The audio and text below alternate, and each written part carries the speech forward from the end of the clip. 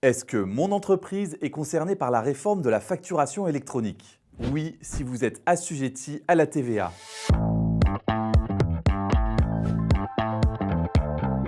La réforme s'adresse à toutes les entreprises établies en France et assujetties à la TVA. Les sociétés commerciales, SARL, SAS, SA, les professions libérales, avocats, consultants, architectes, les travailleurs indépendants ou encore les associations à activité marchande.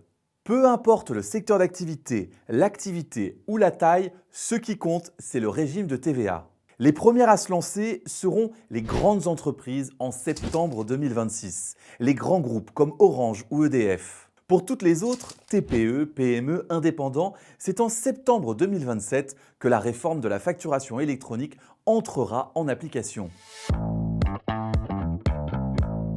Premier cas de figure, les activités B2B, c'est-à-dire les entreprises qui vendent à d'autres entreprises françaises. Ces entreprises devront émettre des factures électroniques dès septembre 2027.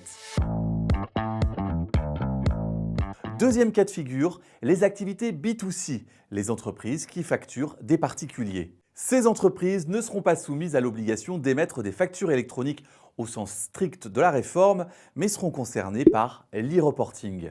L'e-reporting, c'est l'obligation de transmettre périodiquement à l'administration fiscale vos données de transaction. Exemple, un salon de coiffure, un restaurant, une boutique. Vous continuerez à émettre vos tickets ou vos factures papier avec l'obligation, et c'est la nouveauté, de partager vos données de transaction à l'administration fiscale. Montant des transactions, TVA collectée et type d'opération.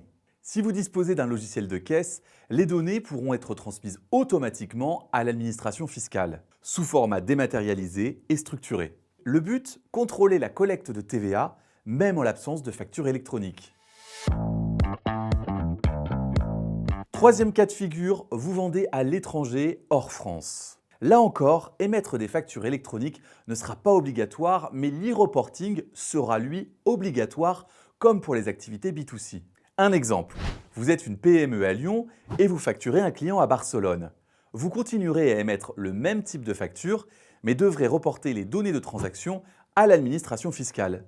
C'est l'e-reporting. La réforme de la facturation électronique, c'est donc l'obligation d'émettre des factures électroniques ou l'obligation de procéder à l'e-reporting. Pour synthétiser, B2B égale facture électronique, B2C égale e-reporting. Quatrième cas de figure, les auto-entrepreneurs en franchise de base de TVA. Beaucoup de petites structures sont aujourd'hui en franchise de base de TVA, c'est-à-dire non assujetties à la TVA. Pour ces entreprises, la facturation électronique ne s'applique pas tant qu'elles facturent hors taxe. Concernant les professions libérales, avocats, consultants, ostéopathes ou encore traducteurs, si vous êtes assujetti à la TVA, vous êtes concerné. 1er septembre 2026, obligation de recevoir des factures électroniques. C'est à cette date que les grandes entreprises vont commencer à émettre des factures électroniques, EDF ou Orange par exemple. 1er septembre 2027, obligation d'émettre des factures électroniques ou de procéder à l'e-reporting pour toutes les entreprises assujetties à la TVA, quelle que soit leur taille ou leur secteur d'activité. Entre ces deux dates, des tests, de l'accompagnement et une montée en charge progressive. Pour s'y préparer, il faut s'équiper d'un logiciel de gestion compatible, comme MyUnisoft, choisir une PA, une plateforme agréée, et revoir son cycle de facturation et de déclaration. Votre expert comptable est là pour vous accompagner. C'est votre premier interlocuteur. Pour tout savoir et tout comprendre sur la facturation électronique, abonnez-vous à la chaîne YouTube de MyUnisoft. Vous avez trouvé cette vidéo utile? Laissez un like.